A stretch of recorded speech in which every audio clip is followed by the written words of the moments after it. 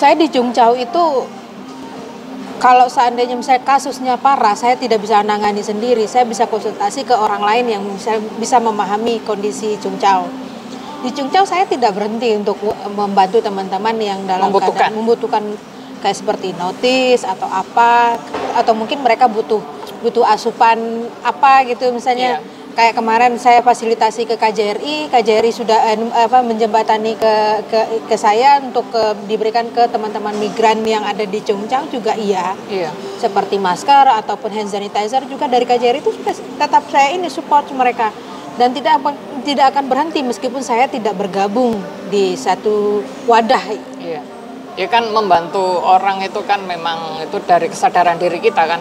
Tidak harus kita berkumpul dengan kelompok A, kelompok B. Kalau kita niatnya punya niat, udah niat itu aja, kita bisa kok melakukan. Bisa kok. Bisa. Soalnya kayak aku tuh teman-teman yang curhat itu tahun 2008 sampai sekarang. Maksudnya sudah lama gitu. Dan itu teman-teman itu juga kadang mencari, cuma menanyakan kabar gitu, meskipun sudah tidak bertanya tentang masalahnya dengan majikan. Ya sudah pulang Indo juga tambah. Sudah pensiun, aku sengurung pensiun. Kalau pengalaman saya di Jungchao sih, yang kasus PRT yang frustasi karena uangnya ini dipakai sama keponakannya tanpa dikasih ke orang tuanya selama dia bekerja di ini ada. Terus yang pelecehan seksual juga ada, yang overcharging juga ada. Yang overcharging, terus teman-teman yang bekerja di dua rumah dan nonstop sampai jam 1 malam. Terus kasus-kasusnya gitu gimana? Udah selesai semua. Udah selesai. Alhamdulillah tetap tak dampingi sampai selesai, sampai sidang. Sampai ke polisi pun kalau mereka butuh bantuan biar tidak salah jalan, bukan hanya asal. Iya kan prosedurnya ada. Bukan asal kita lapor gitu, jangan sampai menjerumuskan diri kita hanya karena salah lapor. Iya, salah lapor. Salah lapor itu susah loh. Iya, makanya kan harus tahu prosedur saya dampingi dengan semua. tepat. Kayak kehilangan HP kata mereka, kehilangan KTP. KTP nggak perlu lapor polisi, bisa langsung ke imigrasi. Tapi itu sebenarnya nggak wajib dilaporkan ke polisi. Tapi ketika KTP itu ditemukan oleh orang yang tidak bertanggung jawab, seperti apa? Kita punya surat kehilangan dari kepolisian itu, artinya kita punya pegangan kalau KTP itu tidak lagi di kita pada tanggal sekian. Ya kan untuk laporan. Untuk mengantisipasi ketika orang yang tidak bertanggung jawab yang menemukan misalnya untuk kredit HP bisa pakai KTP aja loh. Untuk sesuatu yang tidak diinginkan. Bisa dijadikan saksi bank. Iya. Bisa dijadikan jaminan. Itu yang kita harus hindari. Kenapa wajib lapor? Agar kita mengantisipasi ketika ada kasus seperti itu dan kita juga bisa jadi bagaikan pegangan bahwa KTP kita pada saat itu jatuh dan saya nggak tahu sampai sekarang belum saya temuin. Artinya dalam tanggal sekian ketika ada kriminalitas tanpa sepengetahuan kita pemiliknya. Kita juga harus segera lapor karena kita juga akan membuat lagi. Kan kalau di imigrasi nggak perlu Mbok. Nggak perlu ada surat dari kepolisian. Tapi aku pas ngantar temanku itu perlu kok, dia langsung interview. Kemarin juga. Banyak teman-teman yang kehilangan HP, nggak perlu. Akhirnya bisa dapat terbit KTP barunya. Terbit mereka tanpa laporan dari kepolisian. Mungkin itu yang terbaru, mungkin atau pegawainya. Soalnya prosedurnya memang begitu sih. Karena di KTP yang terbaru ini kan lengkap. Iya. Mau dari sidik jari, mau vis kiri kanan, depan atas, semua lengkap. Jadi ketika kita hanya membawa paspor dan ini langsung dilayani karena wajah kita langsung terdeteksi di situ. Terdeteksi. Cuma ini memang ini prosedurnya yang kapan hari temanku kehilangan itu juga harus lapor. Mereka banyak yang nggak lapor, Mbak. Bisa langsung masuk ke sana, hanya bayar dengan 375. Iya, penggantinya. Pengganti. Nanti baru dikasih tahu. Ya mungkin ini paling lagi emergency, tapi lah ketentuan dari pemerintah ya pasti ada itulah, pasti ada. Nah, banyak teman-teman yang menyepelekan. Nggak usah. Nggak usah, ngomongnya nggak usah. Nggak usah apa? Nggak usah lapor. Ya seharusnya ya memang lapor itu prosedurnya, soalnya memang itu dari ketentuan dari Hong Kong regulationnya, Hong Kong Pháp luật ta, Hong Kong phải coi Hong Kong Pháp luật ta, Hong Kong cái tên luật ta, ya tên yupo Kayak gitu. Soalnya Hong Kong kan divisi-divisinya itu banyak. Kayak kita lapor ke gini, makanya kayak kita data yang disalahgunakan itu laporannya mesti ruwet. Dan memang uang itu nggak ada yang kembali dari berbagai laporan. Sama dengan kayak kasus scammer itu. Kasus utang piutang ya, antar teman ya. Aku sudah coba mempelajari hal seperti itu. Mempelajari Nggak ada kasus kekuatan hukumnya. Nggak ada sama iya. sekali kekuatan hukum.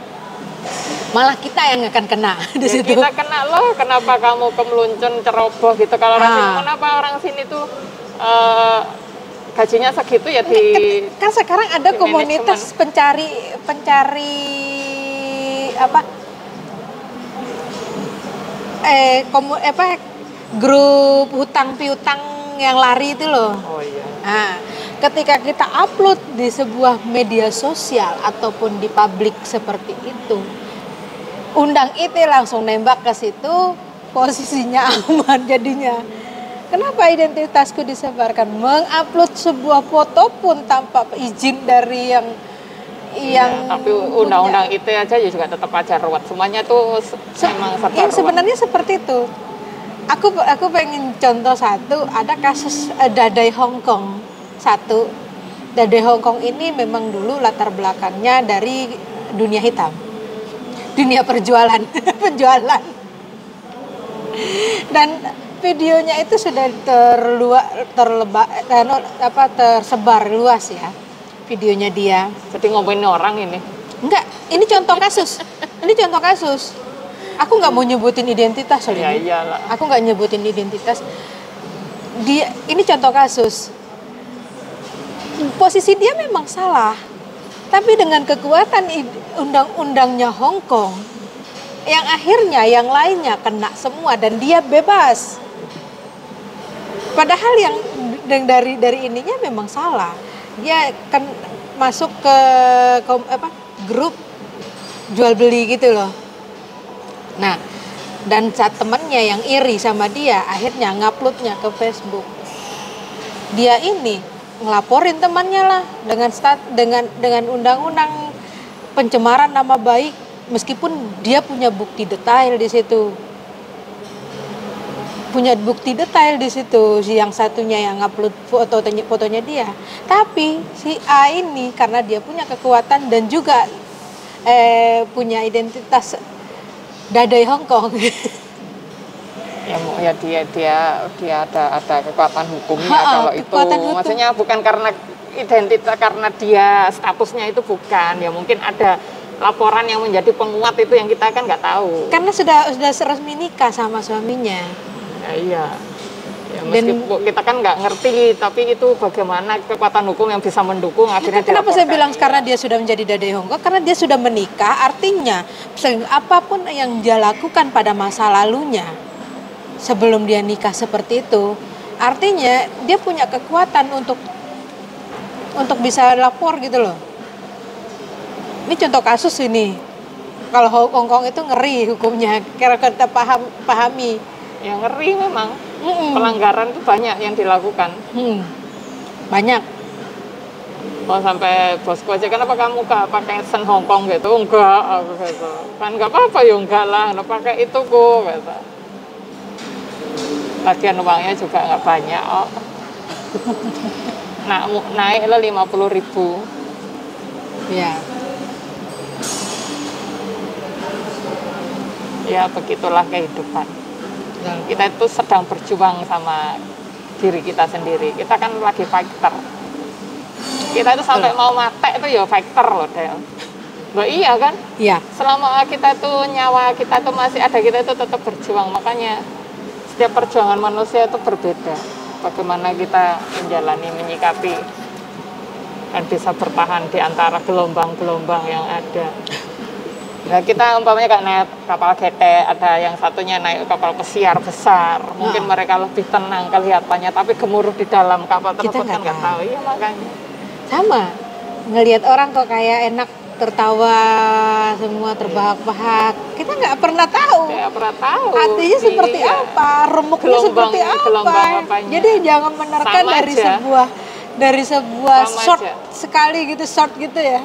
Ngelintas sekali seperti itu, jadi kita tidak boleh memutuskan bahwa dia itu orangnya frustasi ya, dia itu lagi bahagia, dia itu ini, kita nggak pernah tahu seperti apa penderitaannya mereka.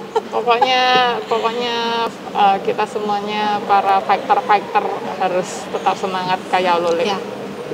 Ngulik mau fansik. Belum selesai. Karena kalau kita jam berapa ini Wisan? Urung. Urung ya. Kita kan juga tinggal harus 20 menit loh. Ayo jalan lah. Jalan lah. Karena kita mau jalan, untuk teman-teman mohon doanya ya, mohon doanya. Mohon dukungannya. Tapi kalau untuk Mbak Diana jangan mendoakan Mbak Diana mendapatkan jodoh, didoakan yang sehat aja. Kalau Adel tak doakan sehat-sehat dan nanti kalau sudah di Indonesia membawa pulang hamil lagi. Enggak ah. Terima kasih, nanti Top Del. Terima kasih semuanya. Sampai ketemu lagi. Semoga kita masih dalam lindungan Tuhan Yang Maha Esa. Jangan lupa bahagia ya kawan-kawan. Jangan lupa subscribe. Jangan lupa subscribe ke YouTube komunitas YouTuber Hong Kong. Komunitas YouTuber Hong Kong, kemudian Azumi juga bisa lah, terserah lah. Boleh dan pejuang rantau Hong Kong.